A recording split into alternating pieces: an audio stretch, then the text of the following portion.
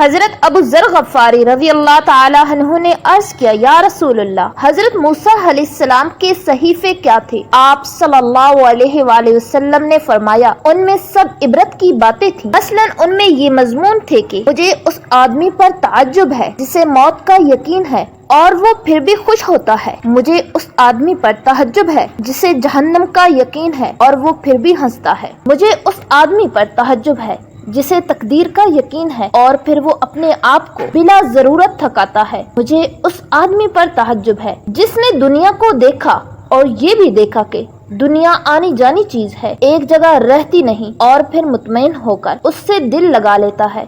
مجھے اس آدمی پر تعجب ہے جسے کل قیامت کے حساب کتاب پر یقین ہے اور پھر عمل نہیں کرتا۔ حضرت عمر رضی اللہ تعالی عنہ نے اپنے صاحبزادے حضرت عبداللہ بن عمر رضی اللہ تعالی عنہ کو خط میں یہ لکھا، اما بعد، تمہیں اللہ سے ڈرنے کی وصیت کرتا ہوں، کیونکہ جو اللہ سے ڈرتا ہے اللہ اسے ہر شر اور فتنے سے بچاتا ہے، اور جو اللہ پر توکل کرتا ہے اللہ تعالیٰ اس کے کاموں کی کفالت کرتا ہے، اور جو اللہ کو قرض دیتا ہے یعنی دوسروں پر اپنا مال اللہ کے لیے خرچ کرتا ہے،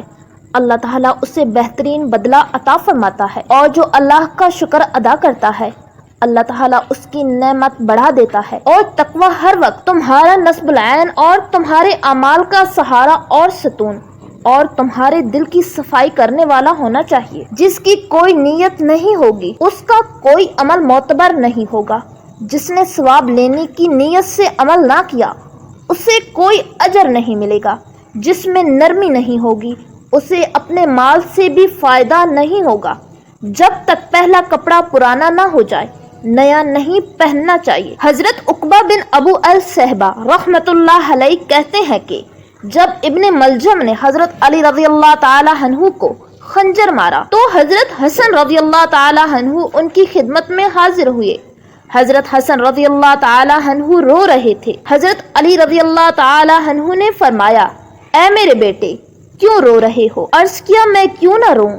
جبکہ آج آپ کا آخرت کا پہلا دن اور دنیا کا آخری دن ہے۔ حضرت علی رضی اللہ تعالی عنہ نے فرمایا، 4 اور 4 کل 8 چیزوں کو پلے باندھ لو، ان 8 چیزوں کو تم اختیار کرو گے تو پھر تمہارا کوئی عمل تمہیں نقصان نہیں پہنچا سکے گا۔ حضرت حسن رضی اللہ تعالی عنہ نے عرض کیا، ابا جان وہ چیزیں کیا ہیں؟ فرمایا، سب سے بڑی مالداری عقل مندی ہے، یعنی مال سے بھی زیادہ کام آنے والی چیز عقل اور سمجھ ہے، اور سب سے بڑی فقیری حماقت اور بے وقوفی ہے، سب سے زیادہ وحشت کی چیز اور سب سے بڑی تنہائی عجب اور خود پسندی ہے، سب سے زیادہ بڑائی اچھے اخلاق ہیں۔ حضرت حسن رضی اللہ تعالی عنہ فرماتے ہیں، میں نے کہا، ابا جان یہ 4 چیزیں تو ہو گئی، باقی 4 چیزیں بھی بتا دے۔ فرمایا، بے وقوف کی دوستی سے بچنا، کیونکہ وہ فائدہ پہنچاتے پہنچاتے تمہارا نقصان کر دے گا، جھوٹے کی دوستی سے بچنا، کیونکہ جو تم سے دور ہے یعنی تمہارا دشمن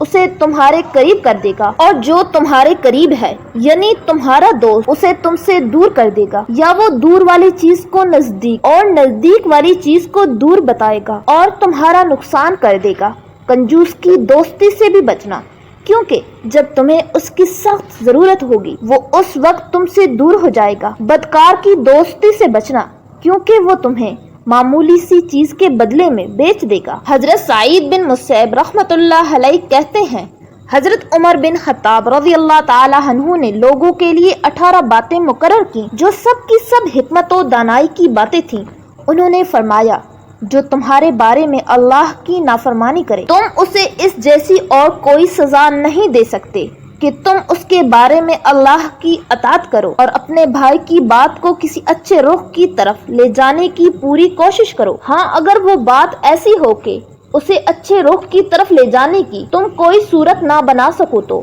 اور بات ہے، اور مسلمان کی زبان سے جو بول بھی نکلا ہے اور تم اس کا کوئی بھی خیر کا مطلب نکال سکتے ہو تو اس سے برے مطلب کا گمان مت کرو۔ جو آدمی خود ایسے کام کرتا ہے جس سے دوسروں کو بدگمانی کا موقع ملے تو وہ اپنے سے بدگمانی کرنے والے کو ہرگز ملامت نہ کرے۔ جو اپنے راز کو چھپائے گا اختیار اس کے ہاتھ میں رہے گا۔ سچے بھائیوں کے ساتھ رہنے کو لازم پکڑو، ان کے سایہ خیر میں زندگی گزارو، کیونکہ وسعت اور اچھے حالات میں وہ لوگ تمہارے لیے زینت کا ذریعہ اور مصیبت میں حفاظت کا سامان ہوں گے۔ ہمیشہ سچ بولو، چاہے سچ بولنے سے جان ہی چلی جائے۔ بے فائدہ اور بیکار کاموں میں نہ لگو۔ جو بات ابھی پیش نہیں آئی اس کے بارے میں مت پوچھو، کیونکہ جو پیش آ چکا ہے اس کے تقاضوں سے ہی کہاں فرصت مل سکتی ہے۔ اپنی حاجت اس کے پاس نہ لے جاؤ جو یہ نہیں چاہتا کہ تم اس میں کامیاب ہو جاؤ۔ جھوٹی قسم کو ہلکا نہ سمجھو، ورنہ اللہ تمہیں ہلاک کر دے گا۔